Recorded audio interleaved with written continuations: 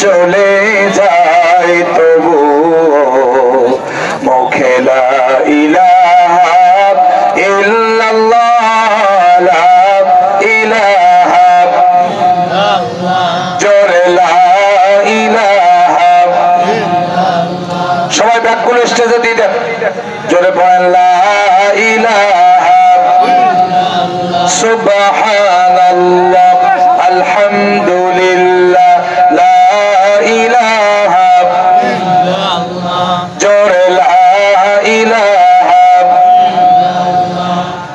সুবহানাল্লাহ আলহামদুলিল্লাহ লা ইলাহা সবাই বসে পড়ো কেউ দাঁড়িয়ে থাকবেন না মেহরবানি করে বসে পড়ো একটি সুশৃঙ্খল পরিবেশ দেন কোরআনের তাফসীর যখন শুরু হয় হলো না একটি আমলে জান্নাত সূরা তাওবা আয়াত নাম্বার 111 আসুন আমরা এই আয়াতকে সামনে রেখে কিছু কথা আলোচনা করার চেষ্টা করি আল্লাহ রাব্বুল আলামিন বলেন ইন্নাল্লাহা আশতারা মিনাল মুমিনিনা আনফুসাহুম ওয়া আমওয়ালাহুম বিআন্না লাহুমুল জান্নাত ইউকাতিলুনা ফি সাবিলিল্লাহি ফায়াকতুলুনা ওয়া ইউকতালুন ওয়া'দান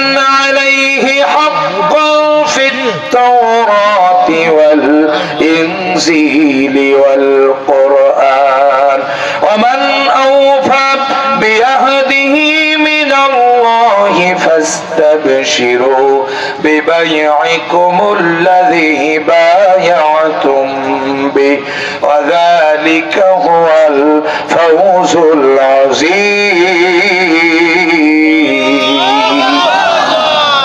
দেখেন আল্লাহ কি বলছেন ইন্না নিশ্চয়ই হুরুফে মুশাব্বাহ বিল ফেল অবশ্যই নিশ্চয়তা প্রদান করছেন কে আল্লাহ আরো জোরে কোন আল্লাহ আরো জোরে কোন নিশ্চয়তা প্রদান করে আল্লাহ বলছেন ইন্নাল্লাহ নিশ্চয়ই আল্লাহ তাআলা ইশতারা কিনে নিয়েছেন খুব মনোযোগ দিবেন কি করেছেন কিনে নিয়েছেন মিনাল মুমিনিনা মুমিনদের কাছ থেকে আনফুসাহুম তাদের জান ওয়া আমওয়ালাহুম তাদের সম্পদ বিআন্না লাহুমুল জান্নাহ জান্নাতের বিনিময় নিশ্চয়ই আল্লাহ কিনে নিয়েছেন ঈমানদারদের কাছ থেকে ঈমানদারদের জান এবং সম্পদ বিনিময় দিবেন জান্নাত ইউকাতিলুনা ফি সাবিলিল্লাহ ফায়াকতুলুনা ওয়া ইউকতালুন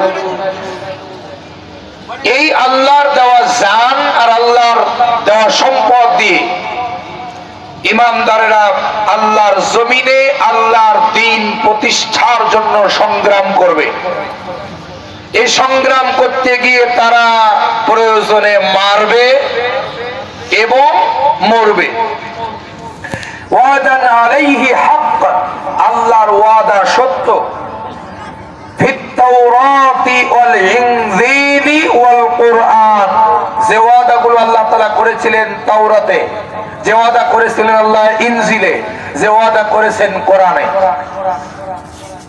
আমার ভাইরা এতটুকু আমরা একটু সামনের দিকে যাওয়ার চেষ্টা করব ইনশাআল্লাহ অনেক তাৎপর্যপূর্ণ গুরুত্বপূর্ণ আয়াত আমরা আজকে তেলাওয়াত করেছি চলুন আমরা সংক্ষিপ্ত আকারে আমরা এই আয়াতের অনুবাদটা জেনে নিলাম এবার আমরা একটু ব্যাখ্যায় যাব খুব মনোযোগ দিবেন কয়টা আমলে জান্নাত একটা আমলে খুব মনোযোগ ইন্না নিশ্চয়ই হুরুফে মুশাব্বাহ বিল ফেল আল্লাহ তাআলা নিশ্চয়তা প্রদান করছেন মনে করুন নীলফামারী শহরে একটা ঘটনা ঘটেছে সেই ঘটনা একজন সাধারণ মানুষ এসে আপনাদেরকে বর্ণনা করে বলছে যে আমি নিশ্চয়তা দিয়ে বলছি এই ঘটনাটা ওখানে ঘটেছে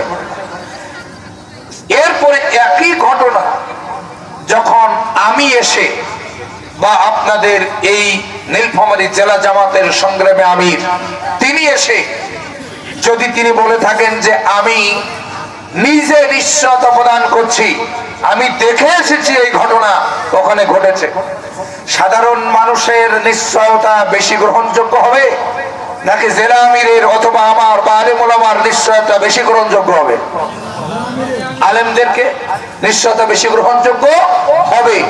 এইখানে আল্লাহ রাব্বুল আলামিন স্বয়ং নিজেই নিশ্চয়তা দিচ্ছেন।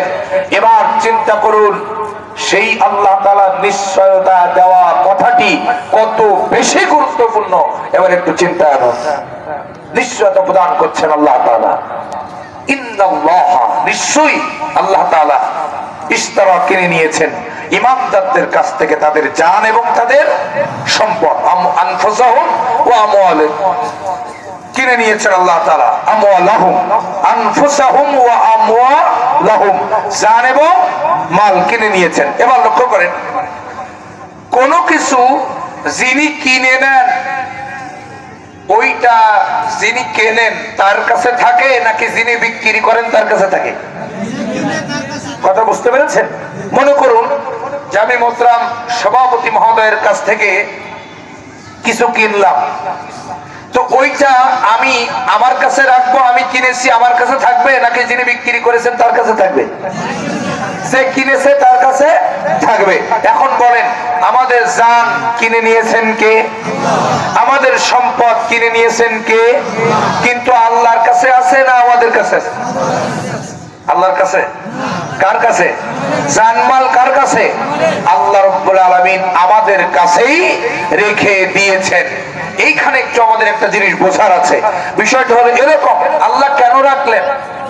কারণ হলো বিক্রিত জিনিস বিক্রেতার কাছে কিছুদিনের জন্য রেখে দেওয়াকে আমানত বলা হয়।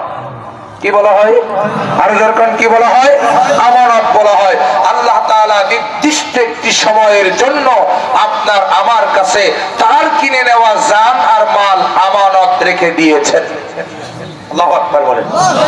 আল্লাহর দেওয়া জান, আল্লাহর দেওয়া মাল আপনার আমার কাছে আমানত আছে। আমানত আমানত রেখে দিয়েছেন কে? আল্লাহ তাআলা। এবার লক্ষ্য করেন, মালিক কে? জান আর মাল কিনে নিয়েছেন আল্লাহ, মালিকও তিনি। এবার লক্ষ্য করেন, আমানত রেখে দিয়েছেন আপনার আমার কাছে, যখনই চাইবেন দিয়ে দিতে হবে। কথা মনে বোঝেন নাই? যখনই চাইবেন তখনই দিয়ে দিতে হবে। আমার তিনি ভাইরা, আপনি আমি আমরা আল্লাহ তাআলা যখনই চাইবেন আল্লাহর জান দিয়ে দিতে, আল্লাহর জন্য আল্লাহর দেওয়া জান দিয়ে দিতে প্রস্তুত আছি তো? যখন আছি তো? যদি থাকি তাহলে ইহকালীন জীবন সফল। বিআন্না লাহুমুল জান্নাহ, আল্লাহ জান্নাত দিয়ে দেবেন। আর যদি এই জান এই মাল মানব রচিত মতবাদের পেছনে ছুটে আপনি ব্যয় করেন, মানুষের তৈরি করা আইন প্রতিষ্ঠা করতে গিয়ে যদি আপনি ব্যয় করেন, আল্লাহ রাব্বুল আলামিন জান্নাত দিবেন না। কথা কি বুঝতে পেরেছেন? সুতরাং একজন মুসলমান কখনো ইসলামী দল ছাড়া অন্য কোন দল করতে পারে না। হারাম, হারাম এবং হারাম। আরো জোরে বলেন, কথা ঠিক কিনা? আল্লাহ রাব্বুল আলামিন বলেন, আল্লাযীনা আমানু ইউকাতিলুনা ফি সাবিলিল্লাহ ওয়াল্লাযীনা কাফারু ইউকাতিলুনা ফি সাবিলিত তাগুত। আল্লাহ পাক বলেন, নিশ্চয় যারা ঈমানদার তারা লড়াই করে, সংগ্রাম করে, মুজাহাদা করে, জিহাদ করে, জান আর মাল দিয়া আল্লাহর রাস্তায় আল্লাহর দ্বীন কায়েমের জন্য। পক্ষান্তরে যারা আল্লাহর জমিনে আল্লাহর দ্বীন কায়েমের আন্দোলন বাদ দিয়ে, যারা আল্লাহর জমিনে আল্লাহর কোরআনের রাজ কায়েমের আন্দোলন বাদ দিয়ে মানব রচিত মতবাদ, শয়তানের তৈরি করা মতবাদ প্রতিষ্ঠার জন্য চেষ্টা করবে, সংগ্রাম করবে, রাজনীতি করবে, আমার তিনি ভাইরা, আল্লাহ রাব্বুল আলামিন বলছেন ওরা হলো কাফের। ওরা কি? কাফের। সুতরাং একজন মুসলমান কখনো ইসলামী দল ছাড়া অন্য কোন দল করতে পারে না। আমার জামাত ইসলামী ভালো লাগে, আমি জামাত ইসলামী করি। আপনার ভালো নাও লাগতে পারে, আপনি জামাত ইসলামী ভালো লাগে না, করেন না। খেলাফত মজলিস আছে, করেন। সর্বনবী সাহেবের দল আছে, করেন। তবু একটা ইসলামী দল আপনাকে করতেই হবে। কোন ছাড়া শয়তানের তৈরি করা ধর্ম নিরপেক্ষ মতবাদ আর মানব রচিত জাতীয়তাবাদ করতে পারে না, পারে না, পারে না।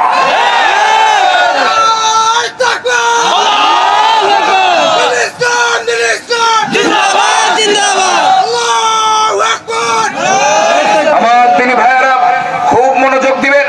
জান কিনে নিয়েছেন কে? সম্পদ কিনে নিয়েছেন কে? আমানত রেখেছেন কাদের কাছে? আমাদের কাছে। সুতরাং আমানতের জিনিস খেয়ানত করলে নবীজি বলেছেন আমানত যারা খেয়ানত করে ওরা জান্নাতে যাবে না। কথা কি বুঝতে পেরেছেন? আমার তিনি ভাইয়েরা গভীর মনোযোগ দিবেন। আমানত আল্লাহ রাব্বুল আলামিন আমার আপনার কাছে রেখে দিয়েছেন তার জান, তার মাল। তিনি যেখানে খুশি সেখানে তিনি ব্যয় করতে পারেন, আপনার আমার কোনো কিছু যায় আসে না। কথা বলেন ঠিক কিনা? উদাহরণ দেয় একটা, বুঝে নেন। মনে করেন আমি সভাপতি মহোদয়, আমাদের সম্মানিত সভাপতি সাহেব আমার কাছ থেকে 2টা গরু কিনেছে। গরু কি কিনেছে বলেন? আরো যখন কি কিনেছে? গরু কিনেছে। এখন সকালবেলা গরুটা নিয়ে 2টা গরু নিয়ে সভাপতি সাহেব মাঠে গিয়েছেন হাল চাষ করার জন্য, কাদায় নামায় দিয়েছেন 2টা গরু। এখন আমি সভাপতি সাহেবকে বলছি, সভাপতি সাহেব আপনি তো লোক সুবিধার না। বলছে কেন? যে আপনি কালকে আমার কাছ থেকে 2টা গরু কিনে নিয়ে আসলেন, এই গরু 2টা কিনে আপনি, আমি কত যত্ন করে এই গরু 2টা লালন পালন করেছি, কাদায় নামানোর জন্য না, আপনি কাদায় নামাইছেন কেন তাই বলেন। আমি যদি এই কথা বলি, আমার মতো নির্বোধ, আমার মতো বোকা এই পৃথিবীতে আর একজনও আছে? যেরকম আছে, কারণ উনি তো কিনে নিয়েছে। উনি কি করেছেন? আমার কাছ থেকে ন্যায্য মূল্য দিয়ে কিনে নিয়েছেন। উনি ওই গরু 2টাকে জবাই করবে, কাদাই নামাবে, নাকি চামড়া ছিলবে, নাকি ওই শোকেসের ভিতরে উঠায় রাখবে, ওইটা আমার দেখার বিষয় না। কারণ আমি বিক্রি করে দিয়েছি, উনি কিনে নিয়েছেন, উনি যা খুশি তাই করতে পারে। কতক্ষণ কতক্ষণ? সুতরাং আপনার আমার জানের মালিক আল্লাহ, আপনার আমার সম্পদের মালিক আল্লাহ। সুতরাং আল্লাহর দেওয়া জান, আল্লাহর দেওয়া সম্পদ আমাদের কাছে আমানত আছে। আল্লাহ রাব্বুল আলামিন যদি চান তার দেওয়া জান, তার দেওয়া মাল জেলখানায় পড়ে পড়ে মারবেন, আমাদের কোনো আপত্তি নাই। আল্লাহ যদি চান রাজপথে গুলি খাওয়াবেন, আমাদের কোনো আপত্তি নাই। আল্লাহ যদি চান ফাঁসির কাস্টে ঝোলাবে, আমাদের কোনো আপত্তি নাই। তার দেওয়া মাল, তার দেওয়া জান যেখানে খুশি তিনি ব্যয় করতে পারেন, আমরাও রাজি আছি সেখানে ব্যয় হতে।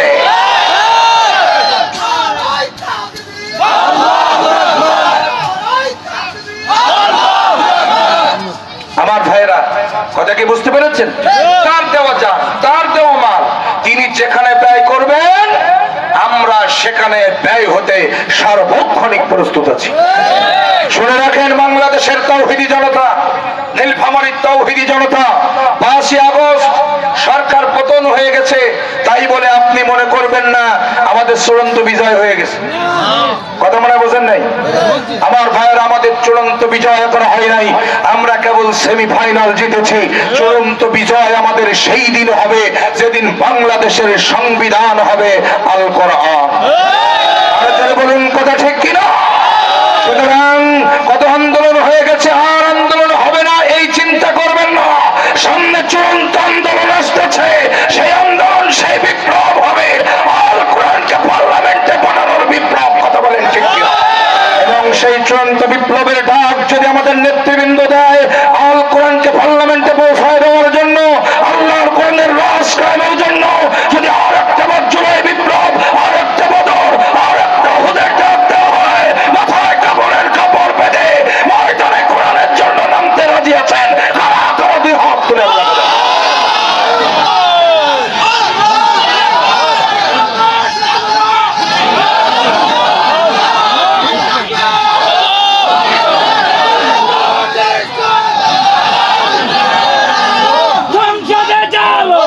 আমার তিনি ভাইয়েরা, এই বাংলাদেশটা 53 বছর স্বাধীন হয়েছে।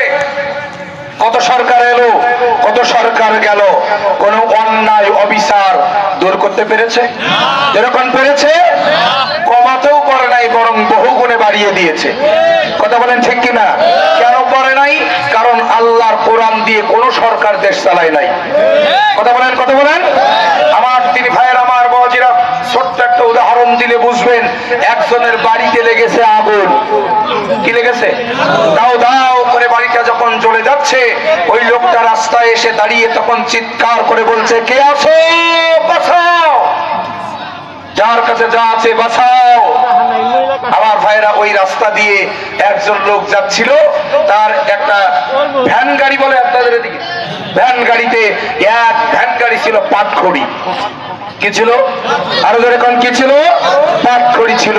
আমার ভাইরা ওই পাটখড়ি গুলো সে দেখতেছে যে তার ভাইয়ের ঘর চলে যাচ্ছে, সে কি করেছে, আমার কাছে এই পাটখড়ি ছাড়া তো আর কিছুই নাই, সব পাটখড়ি ওই আগুনের উপরে ঢেলে দিয়েছে। আগুন নেমে গেছে তো, নেমে গেছে, আরো চলছে, আরো চলছে। আমার ভাইরা লোকটা আরো জোরে চিৎকার করে বলছে, কে কোথায় আছো বাঁচাও, যার কাছে যা আছে তাই নিয়ে আগুন নিবানোর জন্য চেষ্টা করো। আর একজন যাচ্ছিল, তার কাছে ছিল 2 ড্রাম কেরোসিন। কি ছিল? কেরোসিন। উনি চিন্তা করছে আমার কাছে তো কিছুই নাই, দেখ কেরোসিন ঢেলে আগুনের উপরে। আগুনের উপরে কেরোসিন ঢেলে দিয়ে আগুন নিভে গেছে না আরো বাড়ছে? আরো যেরকম আরো। আমার ভাইরা আর একজন যাচ্ছিল সেই নতুন জামাইয়ের বাড়ি লেপ কাতা কম্বল নিয়ে, এক ভ্যান, এটার কাছে যা আছে ও সব ওই লেপ কাতা কম্বল আগুনের উপরে ঢেলে দিয়েছে। আগুন এবার তো নিভে গেছে নাকি আরো বাড়ছে? আমার পীর ভাইয়েরা, আমার বাবাজিরা, এখান থেকে শিক্ষা গ্রহণ করতে হবে। আমার ভাইরা, একটা বাড়িতে আগুন লাগলে যেমন পাটখড়ি আর কেরোসিন আর কাদা কম্বল ঢেলে দিলে আগুন নেবে না, বরং আগুন লেলিহান শিখা দাউ দাউ করে জ্বলে উঠে গোটা বাড়িকে জ্বালিয়ে পুড়িয়ে ছারখার করে দেয়, ঠিক তেমনি করে আমার দেশে জ্বলছে আগুন। আরো যারা বলেন কথা ঠিক কিনা? ওই আগুনের উপরে জাতীয়তাবাদ ঢেলে দিবেন, ধর্মনিরপেক্ষ মতবাদ ঢেলে দিবেন, কমিউনিজম ঢেলে দিবেন, আগুন নিভবে না, বরং দাউ দাউ করে গোটা আগুন জ্বালিয়ে পুড়িয়ে বাড়িটাকে অর্থাৎ গোটা দেশটাকে ধ্বংস করে দেবে। কথা বলেন ঠিক কিনা? আপনি যদি ওই বাড়ির আগুন নিভাতে চান তাহলে কি করতে হবে? পানি আর বালি, কি দুইটা জিনিস আগুন নেবে, পানি আর, যখন পানি আর বালি ঢেলে দেন ওই বাড়ির আগুন নিভে যাবে। ঠিক তেমনি করে বাড়ির আগুন নিভাতে যেমন পানি আর বালি লাগে, ঠিক তেমনি করে বাংলাদেশে দাও দাও করে জ্বলা আগুন, এই আগুন নিভানোর জন্য আল্লাহর কোরআন আর রাসূলের সুন্নাহ ছাড়া বিকল্প কোন রাস্তা খোলা নাই। কথা বলেন ঠিক? কথা কি বুঝতে পেরেছেন? সুতরাং আল্লাহর কোরআনকে পার্লামেন্টে নিয়ে যেতে হবে। কতক্ষণ আল্লাহ রাব্বুল আলামিন সূরা নিসার 105 নম্বর আয়াতে বলেন, ইন্না আনজালনা ইলাইকাল কিতাবা বিল হক লিতাহকুমা বাইনান নাস। কাদে আল্লাহু আকবার। আল্লাহ রাব্বুল আলামিন বলেন, ওগো আমার হাবিব, আমি আপনার প্রতি এই কিতাব অবতীর্ণ করেছি সত্য সহকারে, যাতে করে এই কিতাব দিয়ে আপনি মানুষের মাঝে বিচার ফায়সালা করতে পারেন। চিৎকার দিয়ে বলেন সুবহানাল্লাহ। সুতরাং এই আল্লাহর কোরআন দিয়ে ওয়াজ চলবে, আল্লাহর কোরআন দিয়ে ইউনিয়ন পরিষদ চলবে, আল্লাহর কোরআন দিয়ে উপজেলা পরিষদ চলবে, আল্লাহর কোরআন দিয়ে জেলা পরিষদ চলবে, আল্লাহর কোরআন দিয়ে দেশ চলবে। এই জন্যই আল্লাহ কোরআন অবতীর্ণ করেছে। কথা বলেন ঠিক কিনা? আমার দিনী ভাইরা, সেই কোরআনকে পার্লামেন্টে পৌঁছায় দেওয়ার জন্য আন্দোলন করতে হবে জান আর মাল দিয়া। জোরে বলেন কথা ঠিক কিনা? জান আর মাল দিয়া আন্দোলন করতে হবে, তাহলে আল্লাহ জান্নাত দিবে। তার মানে এখানে আপনার আমার মূল আলোচ্য বিষয় একটি আমলেই জান্নাত। সেটা নামাজ না, সেটা রোজা না, সেটা হজ না, সেটা যাকাত না আমার ভাইরা, সেটা দান সদকা না, দাড়ি না, টুপি না, জুব্বা না, পাগড়ি না, সেটা হলো জিহাদ। আরো জোরে বলতে হবে, সেটা কি? আরো জোরে বলেন, সেটা কি? জিহাদ। একটি আমলের মাধ্যমেই জান্নাত। আপনি একটা হাদিস, একটা কোরআনের আয়াত আপনি দেখাতে পারবেন না যেখানে আল্লাহ সরাসরি বলেছেন যে নামাজ পড়লেই জান্নাত দিয়ে দেবেন। সরাসরি নাই। আর সালাতু মিফতাহুল জান্নাহ, নামাজ বেহেশতের চাবি। হ্যাঁ, নামাজ বাধ্যতামূলক, আপনাকে পড়তেই হবে, কিন্তু নামাজ পড়লেও যে জান্নাতে যাওয়া যাবে না আমার ভাইরা, তার বাস্তব প্রমাণ আব্দুল্লাহ ইবনে উবাই। রাসূলুল্লাহর পেছনে 12 বছর নামাজ পড়েছিল। কয় বছর? আরো যারা কন্যা, কয় বছর? 12 বছর। নামাজ পড়েছিল, ফলে কি হলো? জান্নাতে গেছে না জাহান্নামে গেছে? কেন? কারণ হলো আমার ভাইরা, ইসলামী রাজনীতি ঠিক ছিল না, আল্লাহর জমিন আল্লাহর দিন প্রতিষ্ঠার এজেন্ডা জীবনে ছিল না। বিশ্বনবী বলেছেন, আল্লাহর জমিনে আল্লাহর দিন প্রতিষ্ঠার এজেন্ডা যদি তোমার জীবনে না থাকে, মাতা আলা শুবাতিন মিনান নিফাক, মুনাফিক হয়ে কবরে যাবে। আর মুনাফিক হয়ে কবরে গেলে আল্লাহ তাআলা জান্নাতে আড়াই হাত কলা আপনার খেতে দেবে না, যেরকম দেবে। ইন্নাল মুনাফিকিনা ফিদ দারকিল আসফালি মিনান নার, মুনাফিকেরা থাকবে জাহান্নামের একেবারে নিকৃষ্ট জায়গায়। আমার দিনী ভাইয়ারা, আমার বাবাজিরা, গভীর মনোযোগ দিবেন। একটি আমলে জান্নাত, সেই আমলটা হলো ইয়াকাতিলুনা ফি সাবিলিল্লাহি ফায়াকতুলুনা ওয়া ইউকতালুন। সেই আমলটি হলো, আল্লাহ রাব্বুল আলামিন বলছেন, সে আমলটি হচ্ছে ইয়াকাতিলুনা ফি সাবিলিল্লাহ, আল্লাহর রাস্তায় আল্লাহ জীবন আর মাল দিয়া আল্লাহ দ্বীন প্রতিষ্ঠার জন্য তোমাদেরকে সংগ্রাম করতে হবে। আমার ভাইয়েরা, গভীর মনোযোগ দিয়ে যান। আল্লাহর জমিনে আল্লাহর দ্বীন কায়েমের আন্দোলন করা প্রত্যেকটা মুসলমানের জন্য ফরজ। বলেন, আরো জোরে বলেন। শুধু ফরজ নয়, ফরজে আইন। ফরজে কি? অর্থাৎ সব ফরজের বড়, সব ফরজের বড় ফরজ। আমার ভাইরা, নামাজ, রোজা, হজ, যাকাত, জিকির, আজকার, তাসবিহ, তাহলিল, দান, সাদকা, দাড়ি, টুপি, পাগড়ি, জুব্বা, মেসওয়াক, যাই বলুন, যত ইবাদত আছে, সব ইবাদতের চাইতে বড় ফরজ আল্লাহর জমিনে আল্লাহর দ্বীন কায়েমের সংগ্রাম করা। আমি বাস্তব প্রমাণ দেব, বানায় কথা বলবো না একটাও। আমার দিনী ভাইয়েরা, আমার বাবাজিরা, গভীর মনোযোগ দিয়ে কথাগুলো শুনবেন।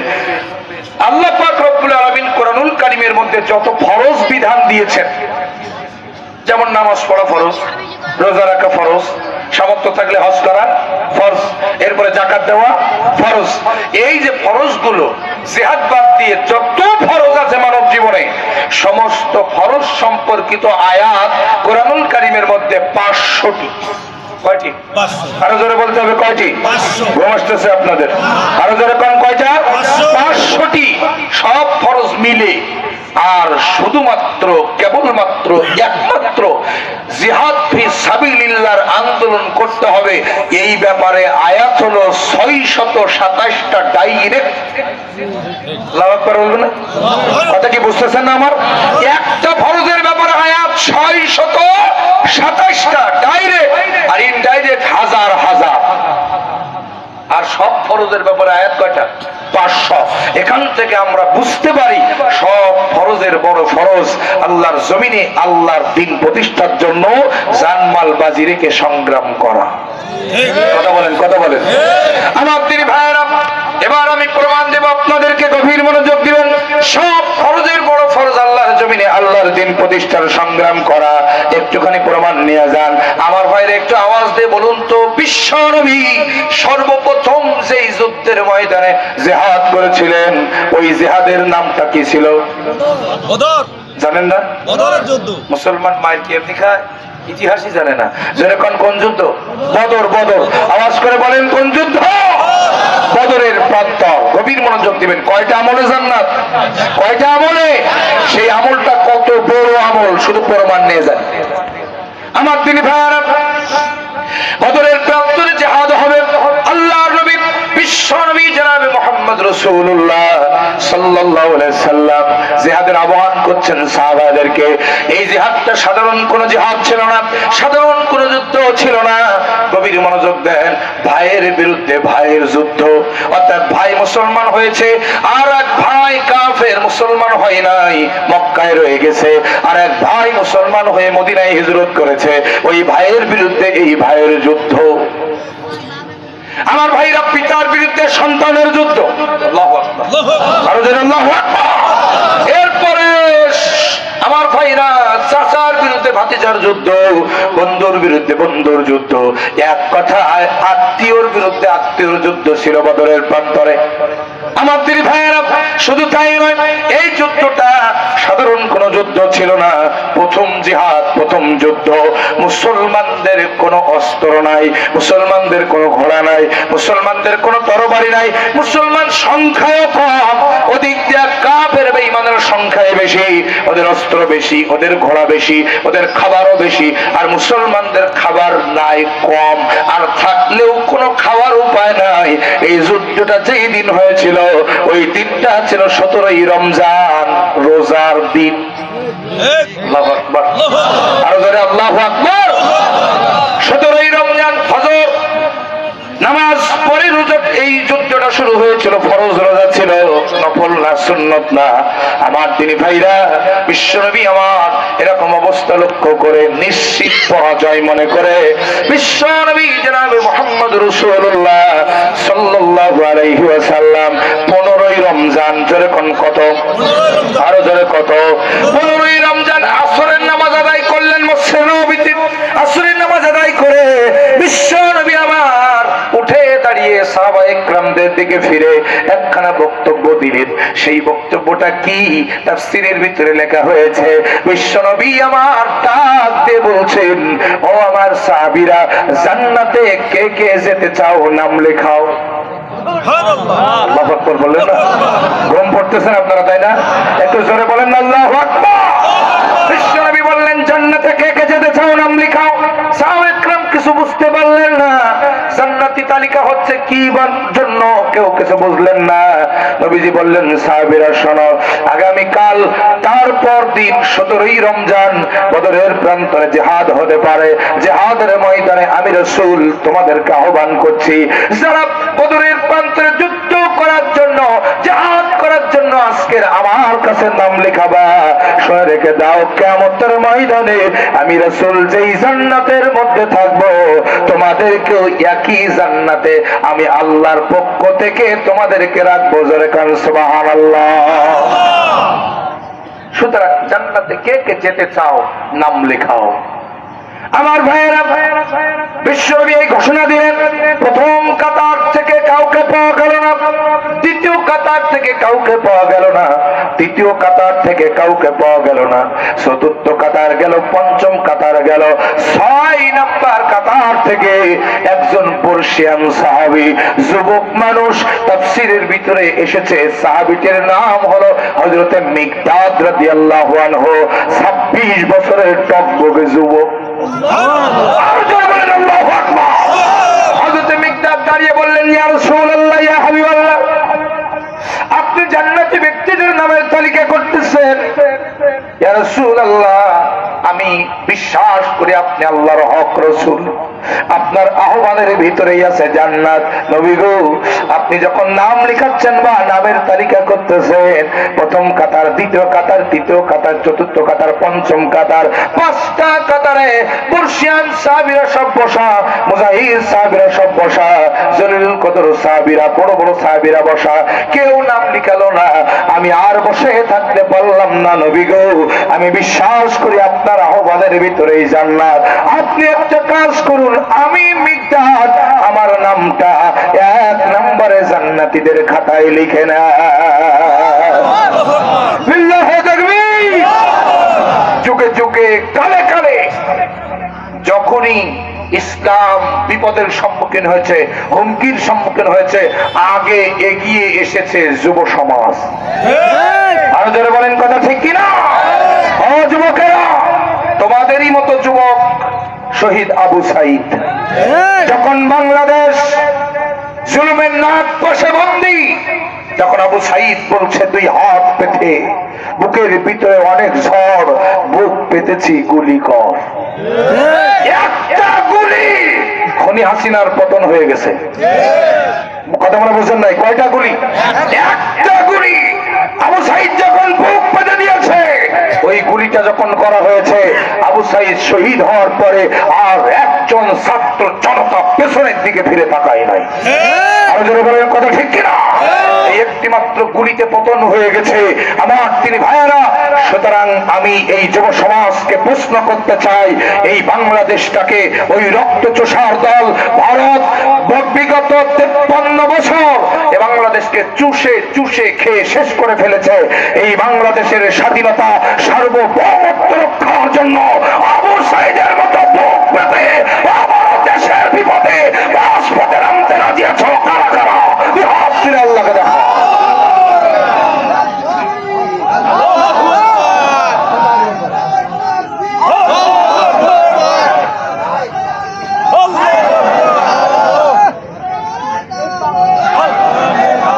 তোমাদের মতো যুবক হযরত মিকদাদ রাদিয়াল্লাহু তাআলা দাঁড়িয়ে গেলেন, ইয়া রাসূলুল্লাহ আপনি আমার নামটা লিখাই নেন। নবীজি বড্ড খুশি হয়ে গেলেন। ও সাহাবী মিকদাদ, তোমার নামটা আমি কেমন করে লিখাই? কারণ কিছুক্ষণ আগে আমি নবীজি নিজে উপস্থিত থেকে তোমার বিয়েটা পড়িয়েছি। ওরে মদিনা, এই মদিনার সবচেয়ে সুন্দরী রমণীর সঙ্গে তোমার বিবাহ দিয়েছি।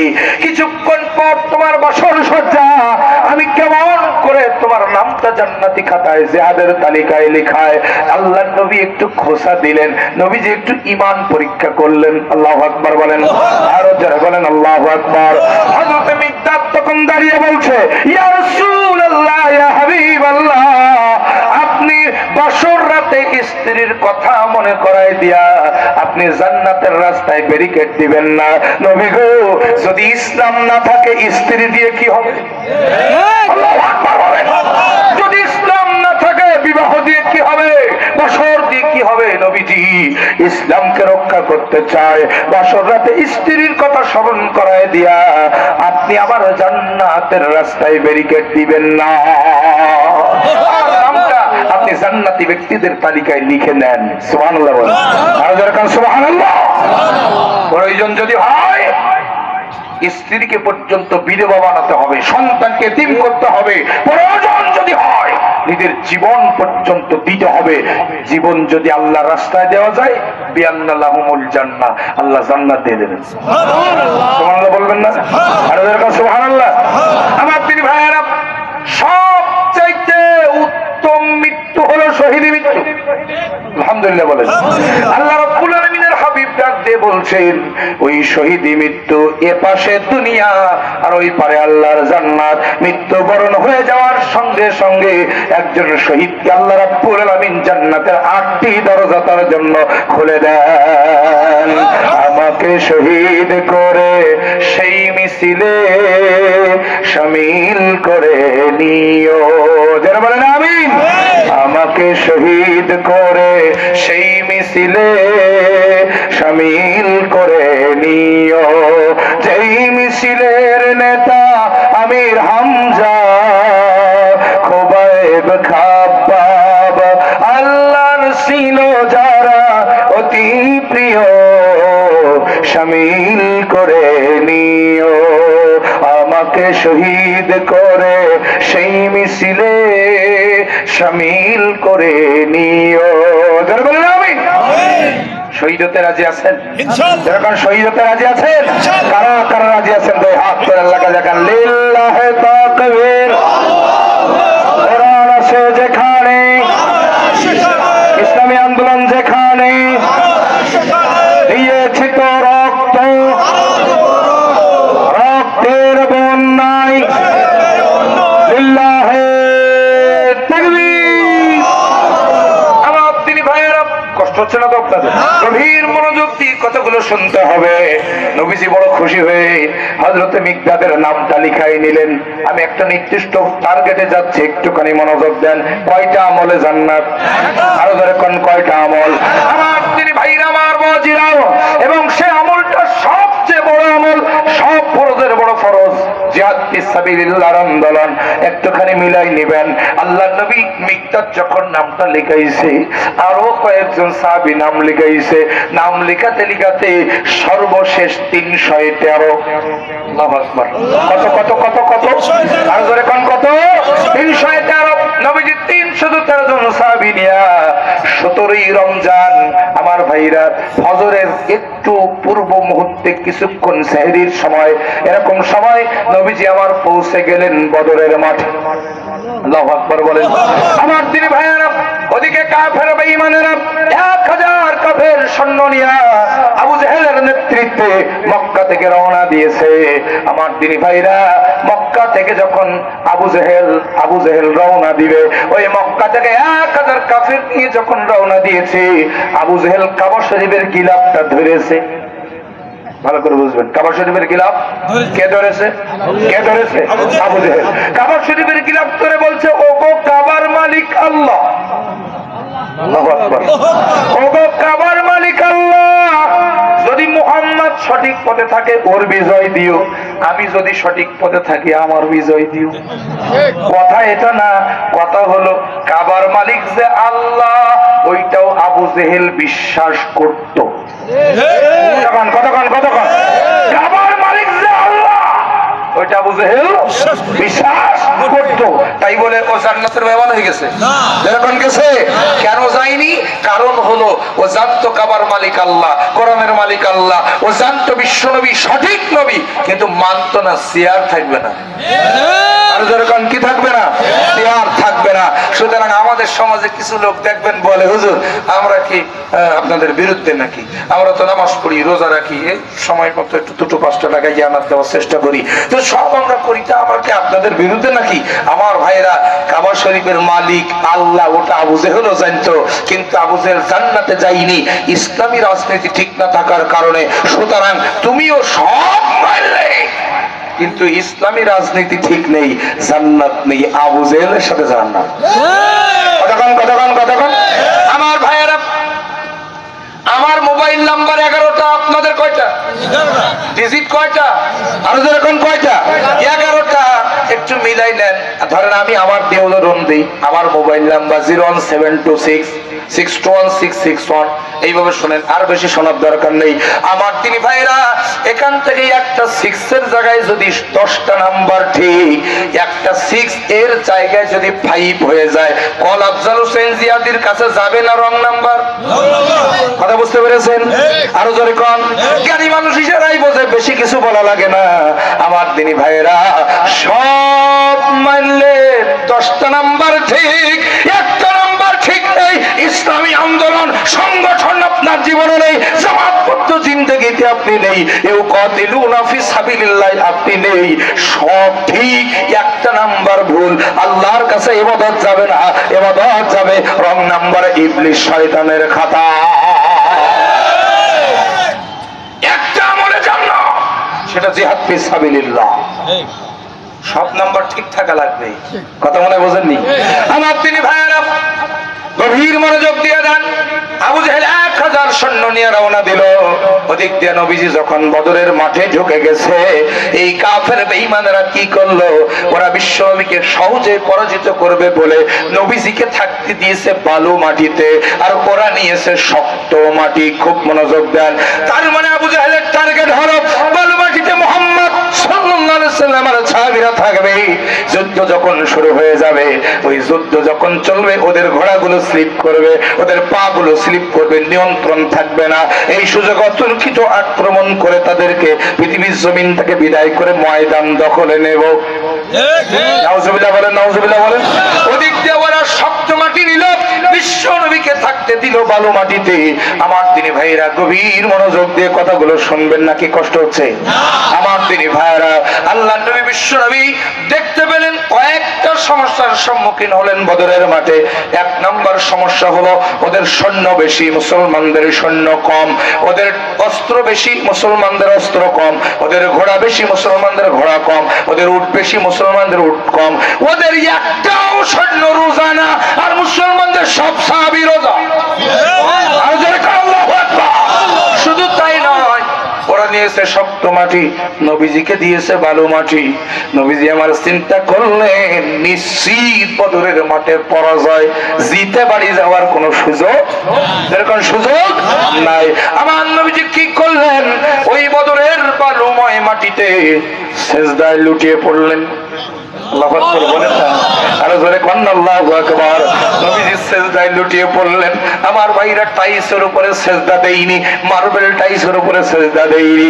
নবীজি আমার সিজদা দিয়েছে বালির উপরে বদরের মাঠে। সিজদা দিয়ে নবীজি আমার পড়ে আছে, চোখের পানি ছেড়ে দিয়ে দিয়ে কাঁদতেছে। এখান থেকে একটা শিক্ষা নেন, শুধু টাইসের উপরে সিজদা মারার জন্য আল্লাহ কপাল দেয়নি। কতক্ষণ আমার ভাইরা, প্রয়োজনে এই কপাল দিয়ে জিহাদের ময়দানে সিজদা দিয়ে আল্লাহর কাছে সাহায্য চাইতে হবে।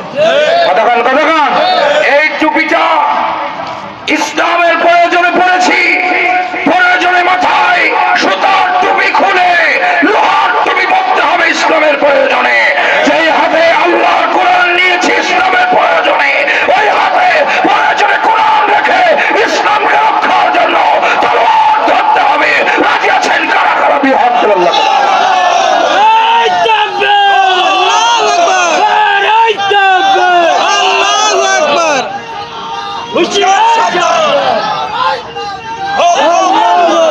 আমার দিনী ভাইয়েরা গভীর মনোযোগ দেন। আল্লাহর নবী বিশ্ব নবী জনাবে মুহাম্মদ রাসূলুল্লাহ সাল্লাল্লাহু আলাইহি ওয়াসাল্লাম সিজদায় পড়ে একখানা দোয়া আল্লাহর দরবারে করেছিলেন। সেই দোয়াটা কি? তাফসিরে তাফহিমুল কোরআন সূরা আনফালের তাফসিরে আল্লামা সাইয়্যিদ আবুল আলা মাওদুদী রাহমাতুল্লাহ আলাইহি সুন্দর করে লিখেছেন।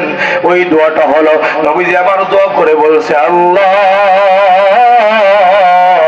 ইসলামের প্রথম যুদ্ধ বদর। আল্লাহু আকবার বলেন। এই বদরের মাটি যদি আজকে তোমার ইসলাম হেরে যায়, মুহাম্মদ যদি হেরে যায়, সাহাবীরা যদি হেরে যায়, তোমার ইসলাম বিদায় হয়ে যাবে, তোমার ইসলাম হেরে যাবে। কিয়ামত পর্যন্ত ইসলামকে আর সামনে নিয়ে যাওয়া যাবে না। আর যদি আজকের ইসলাম জিতে যায়, মুসলমানরা জিতে যায়, ইসলাম জিতে যাবে, দিক বিদিক গোটা পৃথিবীব্যাপী ইসলামের জয় জয়কার ধ্বনি উঠে যাবে। কিয়ামত পর্যন্ত ইসলামের পথকে কেউ রুদ্ধ করতে পারবে না। আল্লাহ ওদের সৈন্য বেশি, ওদের ক্ষমতা বেশি, ওদের টাকা বেশি, অর্থ সম্পদ বেশি, সব ওদের বেশি, আমার কিচ্ছু নাই। আল্লাহ শুধুমাত্র কেবলমাত্র তুমি আছো। আরো জোরে আল্লাহু আকবার। রব্বুল আলামিন, তুমি যা ভালো বোঝো তাই করো। আমার দিনী ভাইরা, এই দোয়াটা করে নবীজি যখন চোখের পানি ছেড়ে দিয়ে দিয়ে কাঁদতেছেন, আমার আল্লাহ রাব্বুল আলামিন ডাক দিয়ে বলেন, জিবরাইল রে, ও জিবরাইল, আর দেরি করা যাবে না। আমার নবী চোখের পানি ছেড়ে দিয়ে দিয়ে কান্দে, আমি আমার নবীর চোখের পানি সহ্য করতে পারি না। আল্লাহু আকবার বললেন না? আরো জোরে বলেন আল্লাহু আকবার। আমি আমার নবীর চোখের পানি সহ্য করতে পারি না। ও জিবরাইল, যাও যাও যাও, আমার নবীজির কাছে চলে যাও। আমার নবীজির কাছে সূরা আনফালের 9 নম্বর আয়াতটা নিয়ে যাও। 9 নম্বর আয়াত নিয়ে আমার নবীজিকে সুসংবাদ দাও, আমার নবীজি যেন মন খারাপ না করে। আল্লাহু আকবার বলেন। আল্লাহ রাব্বুল আলামিনের ফেরেশতা জিবরাইল বিশ্ব নবীর কাছে এসে বলছেন, ইয়া রাসূলুল্লাহ, ইয়া হাবিবাল্লাহ, মাথা উঁচু করেন। আল্লাহু আকবার বলেন। মাথাটা উঁচু করুন। ইয়া রাসূলুল্লাহ, আল্লাহ আয়াত পাঠিয়েছেন, নবীজি মাথা উঁচু করে না। কি আয়াত? আল্লাহ রাব্বুল আলামিন জানিয়ে দিয়েছেন, ইয তাস্তাগীসুনা রাব্বাকুম ফাস্তাজাবা লাকুম আন্নী মুমিদ্দুকুম বিআলফিম মিনাল মালাইকাতি মুরদিফিন। আল্লাহ রাব্বুল আলামিনের হাবিব, আমি জিবরাইল, আল্লাহ আমাকে পাঠিয়েছে, আপনি মাথা উঁচু করেন। আপনি সংখ্যায় কম না। আজকের বদরের মাঠে ইসলামের পক্ষে যুদ্ধ করার জন্য আল্লাহ পাক আসমান থেকে 1000 লাঠিয়াল বাহিনী ফেরেশতা নাজিল করে দেবে।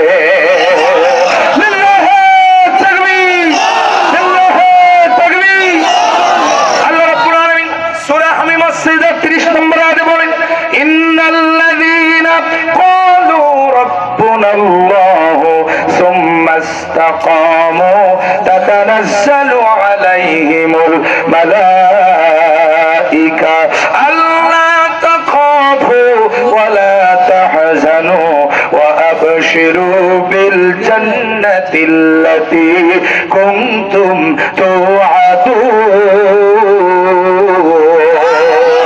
আল্লাহ পাক বলেন, যারা আমাকে রব মানে আর আমার প্রতিষ্ঠিত আমার থেকে জানমাল দিয়া জিহাদ করে, ওরা যখন বিপদে পড়ে যায় আমি আসমান থেকে আমি আল্লাহ তাদের জন্য কাতারে কাতারে ফেরেশতা নাজিল করি। রেখো না মনেতে ভয় বান্দা খোদার, দূর হয়ে যাবে বাধা সব, তোমার আমার মালিক আছেন, আছেন আমাদের রব, আছেন আমাদের রব। আছে না আছে না আছে না? বদরের প্রান্তরে ছিলেন যিনি, হাজার বছর পরে বাংলার জমিনে আছেন তিনি। কথা বলেন ঠিক কিনা? জালিমের আধার থাকবে না বেশি দিন, থাকবে না জালিমের ওই পদভাব। রেখো না মনেতে ভয় বান্দা খোদার, দূর হয়ে যাবে বাধা সব, তোমার আমার মালিক আছেন, আছেন আমাদের রব, আছেন আমাদের রব। আল্লাহ রাব্বুল আলামিন যদি কারো পক্ষে থাকেন তার কোন চিন্তা আছে না? খাউফুন আলাইহিম ওয়ালা হুম ইয়াহজানুন। আল্লাহ রাব্বুল আলামিন যদি সুদীর্ঘ 17 বছর প্রতিষ্ঠিত একটা সরকারকে আল্লাহ তাআলা সামান্য ছাত্রদের আন্দোলনে ধাক্কা দিয়ে যদি একটা ফ্রি কিক দিয়ে দিতে পারে, বিদায় করতে পারে, এই জমিনে কোরআনের রাজ কায়েম করে দিতে আল্লাহ পারে কি পারে না? আর যখন পারে কিনা? আমার দিনী ভাইয়েরা, কষ্ট হচ্ছে না তো? গভীর মনোযোগ দেন। 1000 ফেরেশতার ঘোষণা চলে আসলো, নবীজি মাথা উঁচু করে না, নবীজি সিজদার উপরে কাঁদতেই আছে কাঁদতেই আছে কাঁদতেই আছে। আমার নবী যখন মাথা উঁচু করে না, আমার আল্লাহ রাব্বুল আলামিন জিবরাইল আমিনকে ডাক দিয়ে বলেন, জিবরাইল আমার নবী মনে হয় 1000 ফেরেশতাই খুশি না। আল্লাহু আকবার বলেন না, আরো জোরে কোন না আল্লাহু আকবার। আমার নবী মনে হয় 1000 ফেরেশতাই খুশি না। যা যা যা আমার নবীজির কাছে সূরা আলী ইমরানের 124 নম্বর আয়াতটা নাজিল করে আমার নবীজিকে জানাই দে। জিবরাইল আমিন জানিয়ে দিলেন, বিসালাসাতি আলাফিম মিনাল মালাইকাতি মুনজালিন। আমি আল্লাহ 1000 না 3000 ফেরেশতা পাঠিয়ে দেব। আর জোরে কোন সুবহানাল্লাহ, আর জোরে কোন সুবহানাল্লাহ। আমার ভাইয়েরা, 3000 ফেরেশতার ঘোষণা আসলো, নবীজি মাথা উঁচু করে না। আমার আল্লাহ বলেন, জিবরাইল আমার নবী মনে হয় 3000এও খুশি না। আল্লাহু আকবার বলেন না, আর জোরে কোন আল্লাহু আকবার। আমার তিনি ভাইরা, আমার নবীর উপাধি হলো হাবিবুল্লাহ। কি উপাধি? কি উপাধি? হাবিবুল্লাহ। জোরে কোন না, মহব্বত নিয়ে কলিজা থেকে বলেন হাবিব, জোরে হাবিব হাবিবুল্লাহ। আর ইব্রাহিম আলাইহিস সালামের উপাধি হলো খলিলুল্লাহ। খলিলুল্লাহ শব্দের অর্থ হলো আল্লাহর বন্ধু, আর হাবিবুল্লাহ শব্দের অর্থ হলো আল্লাহর বন্ধু। এর পার্থক্য কি? পার্থক্য কি? নিশ্চয় কোন পার্থক্য আছে। ইব্রাহিম আলাইহিস সালাম খলিলুল্লাহ, রাসূলুল্লাহ হলো হাবিবুল্লাহ। তাহলে বিশ্বনবী হাবিবুল্লাহ মানেও বন্ধু, খলিলুল্লাহ মানেও বন্ধু। তাহলে একই শব্দ তো আল্লাহ ব্যবহার করতে পারতেন, করেন নাই কেন? তার কারণে হলো খলিলুল্লাহ হবেন যিনি, তিনি আল্লাহকে পাওয়ার জন্য পাগল। অর্থাৎ ইব্রাহিম আলাইহিস সালাম সর্বক্ষণিক আল্লাহকে খুশি করার জন্য পাগল। আর হাবিবুল্লাহ যিনি, স্বয়ং আল্লাহ তাকে খুশি করার জন্য পাগল। আর যদি আল্লাহু আকবার। ও জিবরাইল, আমার নবী মনে হয় 3000এও খুশি না। আমার হাবিবুল্লাহর কাছে যে জানায় দাও, বিসালা বিখামসাতি আলাফিম মিনাল মালাইকাতি মুসাউইমিন। 5000 ফেরেশতা পাঠিয়ে দেব। সুবহানাল্লাহ বলেন। কয় হাজার? কয় হাজার? মনে খুশি নিয়ে বলেন কয় হাজার? 5000 ফেরেশতা পাঠিয়ে দেব। নবীজিকে বলো মাথা উঁচু করতে। আমার নবী মাথা উঁচু করে না। কয়টা আমলে জান্নাত? একটা। জোরে কোন না, একটা। শুনে যান, মনোযোগ দেন। আমার ভাইরা, নবীজি মাথা উঁচু করে না। আমার নবী বিশ্ব নবী যখন মাথা উঁচু করে না, আমার আল্লাহ জিবরাইল আমিনকে বলছে, জিবরাইল মাঝখান থেকে সর, আমি আমার বন্ধুর সাথে সরাসরি কথা বলবো। আল্লাহু আকবার বলেন, আল্লাহু আকবার, আল্লাহু আকবার। সর মাঝখান থেকে সর, আমি আল্লাহ তাআলা আমার বন্ধুর সাথে সরাসরি কথা বলবো। কি লাগবে আমার বন্ধুর, তুই সর মাঝখান থেকে। আল্লাহ রাব্বুল আলামিন বলেন, ওগো আমার হাবিব, আপনি কেন মাথা উঁচু করেন না? 5000 ফেরেশতার ঘোষণা দিয়েছি, আপনি যদি চান আরো ফেরেশতার ঘোষণা দেব, আপনি মাথা উঁচু করেন। আল্লাহ নবী মাথা উঁচু যখন করে না, তখন আমার আল্লাহ রাব্বুল আলামিন ডাক দিয়ে বলছে, নবীজি 5000 ফেরেশতা ওটা পাঠাবো এক্সট্রা। আল্লাহু আকবার, আল্লাহু আকবার, আরো জোরে আল্লাহু আকবার। ওটা পাঠাবো এক্সট্রা, কিন্তু একটা ঘোষণা আপনি শুনে নেন নবীজি, আজকের বদরের মাঠে স্বয়ং সেনাপতির দায়িত্ব পৃথিবীর কারো হাতে না, আমি আমার কুদরতি হাতে উঠায় নিলাম।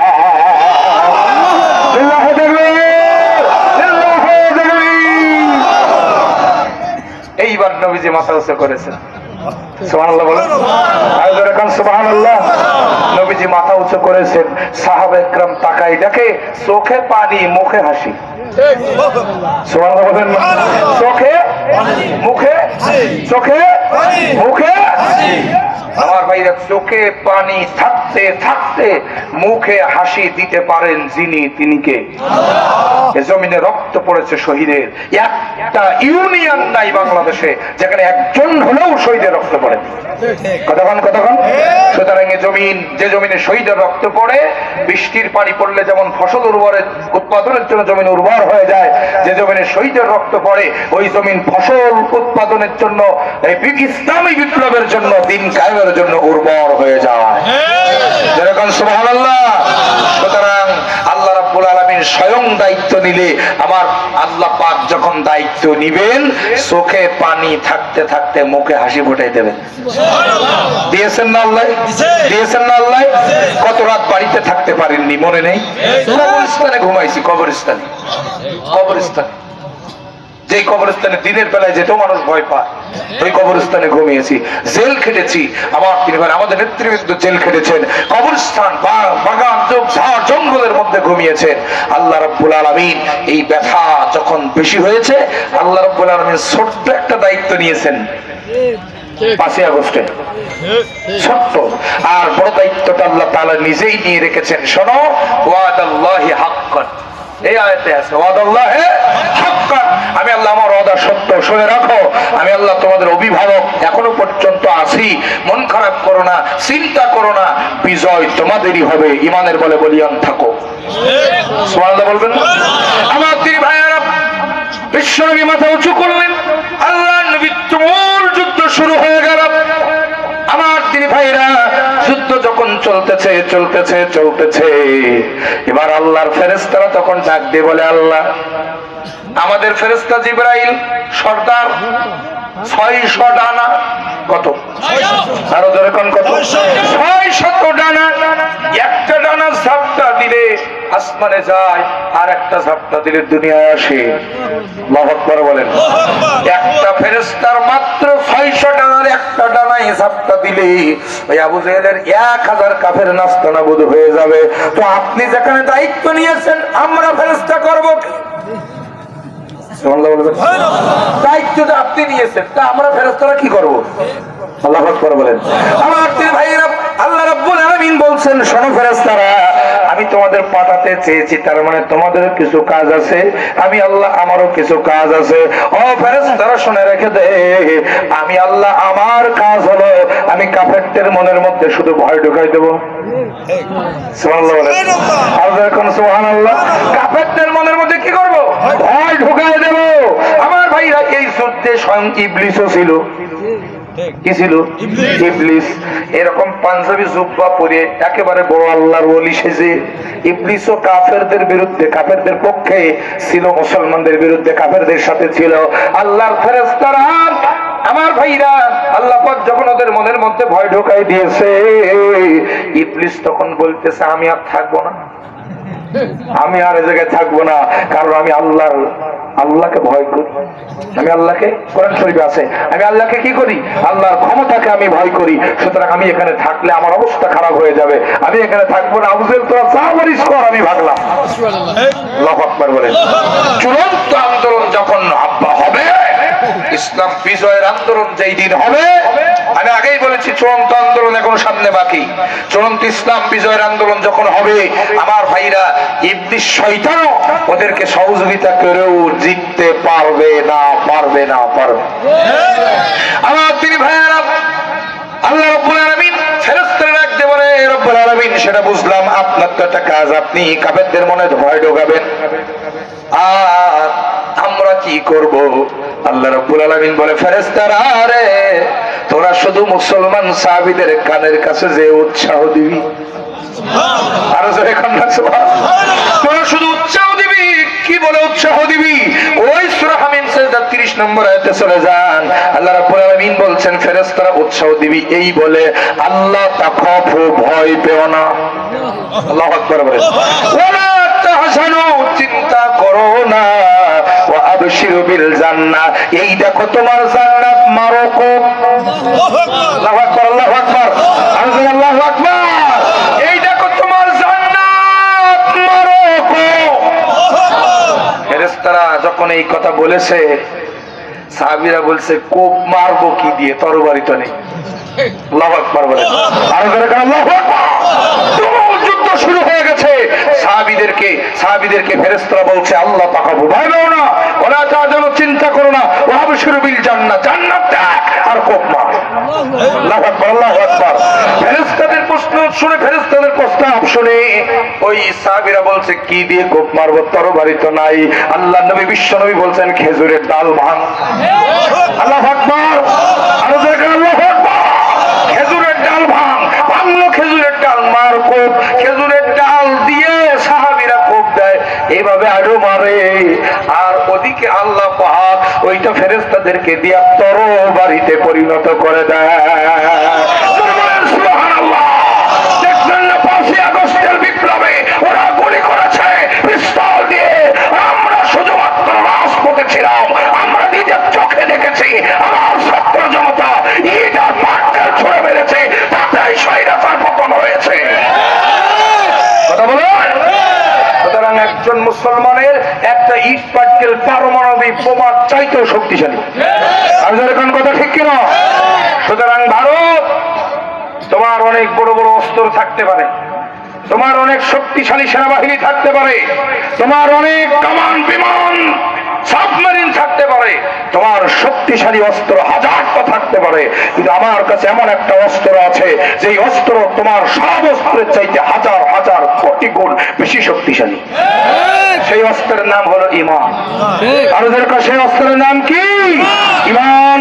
শুনে রাখো, ভারত যদি আমার বাংলাদেশের দিকে আর একটা লাগাইতে নজরে তাকাও, আধিপত্যের নজরে তাকাও, দখলদারিত্বের নজরে তাকাও, 18 কোটি তাওহীদি জনতা ঘরে বসে থাকবে না, মাথায় কাপড়ের কাপড় বেঁধে ঈমান সঞ্চার করে, ঈমানের পরে বলিয়ান হয়ে লিল্লাহে তাকবীর বলে ঝাঁপিয়ে পড়বে। ভারতের মোদির ওই মসনদ ভেঙ্গে খান খান করে কারবার পতাকা ভারতবর্ষে না উড়ানো পর্যন্ত ঘরে ফিরে যাবে না, যাবে না, যাবে না। রাজি আছেন কারা কারা? দুই হাত করে আল্লাহ।